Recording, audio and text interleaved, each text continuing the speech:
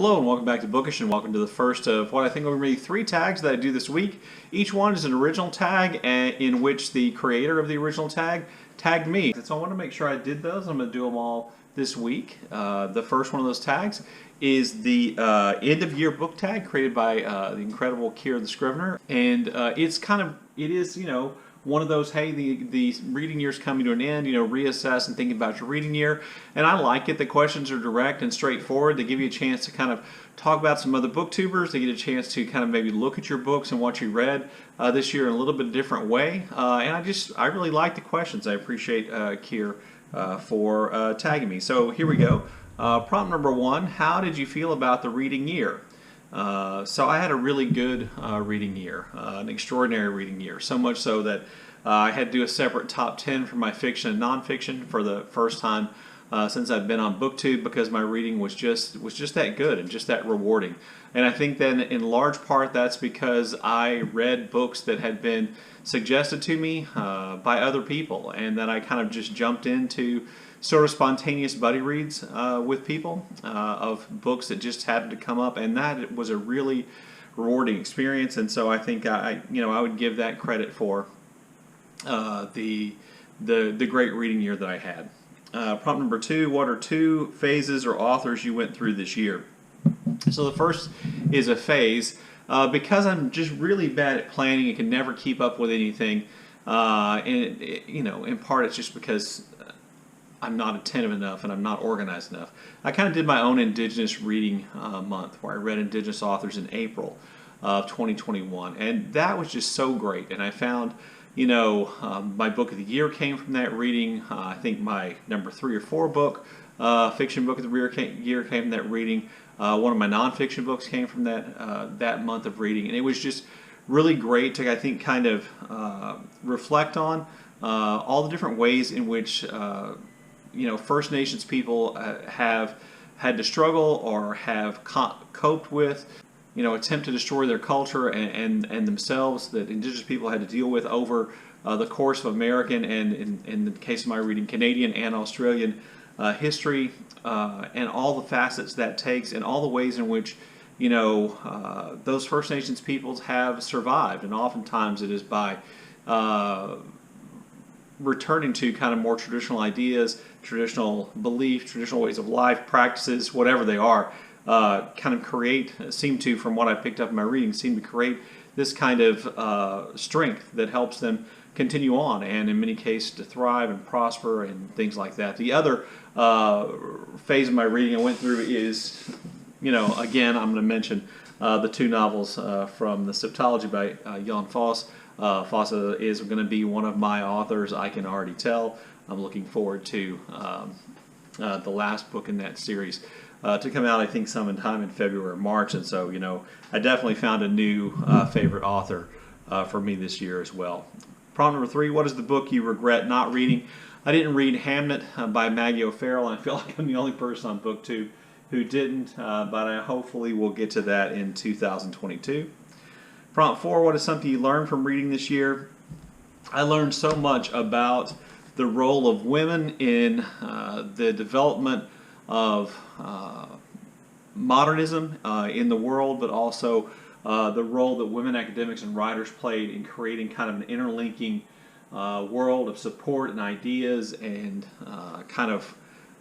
carrying, if you will, the message forward and connecting with one another. I learned that by reading 2 books, which you've seen me mention on the channel before: No Modernism Without Lesbians, and then my nonfiction book of the year for last year, Square Haunting. Just really learned a lot about figures I didn't know a lot about, like Jane Harrison, Eileen Power, Breyer, H.D., Hilda Doolittle, Natalie Barney, more about Gertrude Stein, Sylvia Beach, and it was just really, I just really learned a lot. If you're like me, and probably because I have an overdeveloped ego, you think you know a lot about a lot, and in this reading I learned that I didn't know as much as I thought I did, and there's a lot more there than I had anticipated. Prompt number 5, what is the big book you wish you talked about more? That would be Lote, which I read right at the end of this year, and it was just such a really pleasurable, fun, engaging, interesting, challenging, multi-layered, multi-presented kind of a novel that it really is and was and is still difficult for me to, I think, describe or talk about intelligently or adequately, but I wish I hadn't let that prevent me maybe from trying to talk about it more. But I just really thought it was a really good book. It was just kind of outside my top 10 best novels of 2021. Prompt 6, what is a non-bookish highlight movie, show, song, podcast, etc.? I'm just going to go for my personal life. Someone who's very close to me in my life has been struggling with really severe depression that delayed and kind of interrupted their college career. Really, had us very worried, and that person graduated from college just in December, and they already have a job working in education, and it's just been such a kind of a proud thing for me as a member of family to see them and the things that they've achieved despite all the setbacks and trying to move forward and kind of deal with their depression and come to grips with how that depression is somewhat sourced by their being on the spectrum. Just incredible strength of character shown by that person, and that's just been a real highlight for me here at the end of the year, and a real relief despite all the other stuff going on. It's just been a real moment for us and for me in terms of seeing that person succeed and find some level of happiness and commitment to moving forward. It's just been great. Prompt 7, what is the greatest outlier in your books? That would be Get a Life, Chloe Brown.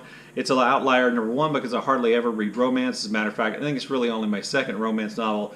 And number 2, it's an outlier because I actually really enjoyed reading it. I liked it much more than the other romance novel I read last year.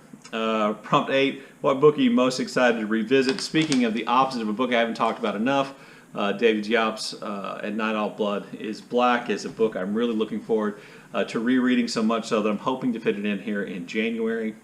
Prompt 9, what video you're most proud of? I did a video called the Victorian, or the Bro Code, the Victorian edition, as a part of the wrap-up, as a way of wrapping up my Victober reading.